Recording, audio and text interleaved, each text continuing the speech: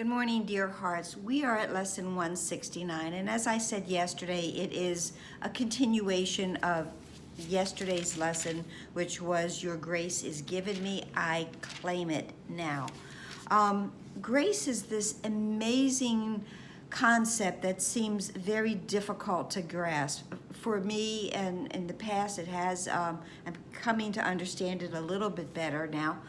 But so going back to the idea, which is what I always want to do, of giving these lessons as simply an essence of what they are, and remembering this morning as I was thinking about this, how many times I've been told and I have taught that the course is simple. It isn't easy, but it is simple. It is a simple course because God's plan for us is simple. It uses simple logic because it is a simple truth. It is simply honest.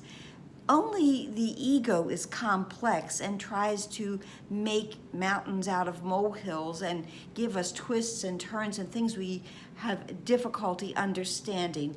So let me try to just explain grace as simply as possible. As I said yesterday, that grace is a state of awareness of God in us, okay? That how much it's the awareness of God's love for us. Today's lesson starts that grace is an aspect of the love of God, okay? Grace is acceptance of the love of God within a world seemingly filled with hate and fear. Oneness is simply the idea of God. This is all what grace is. When we sit down, many people, as they sit to receive a meal, they say grace. Grace is being thankful. Grace is the awareness of the abundance that we are given. Grace is the awareness of truth in our life. Grace is when we receive it, when we accept it within our mind, puts us in a state of now. Because when we are in a state of grace, the idea, the concept of past or future simply melt away, because all that we are aware of is this moment of grace, which is always in the now.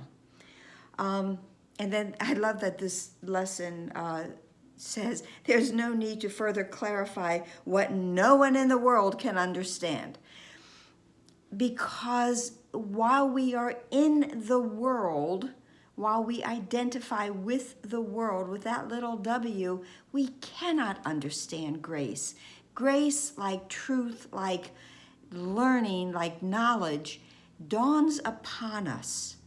So from a limited mind perspective, we will never understand fully and completely grace. But we will, as our minds open and as our hearts open and as we receive God's love, the awareness of that within us through His Word, through His love, through His truth, we will come to an awareness, an awakening, and all of a sudden, this will make sense.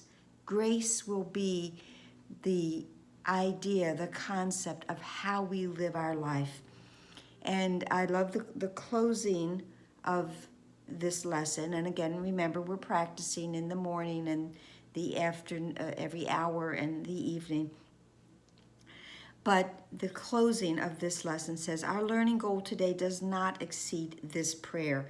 Yet in the world, what could be more than what we ask the day of Him who gives the grace we ask, as it was given Him?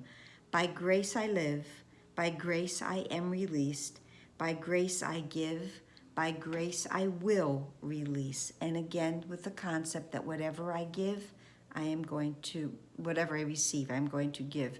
I give, I receive. I give, I receive. It is the true nature of this world. I hope this helped. I hope the idea of grace is maybe a little less confusing. I hope you share my YouTube, Janet Weissman. I hope you subscribe. And I hope you're having a lovely, most beautiful day. And remember, good morning, dear hearts. Namaste.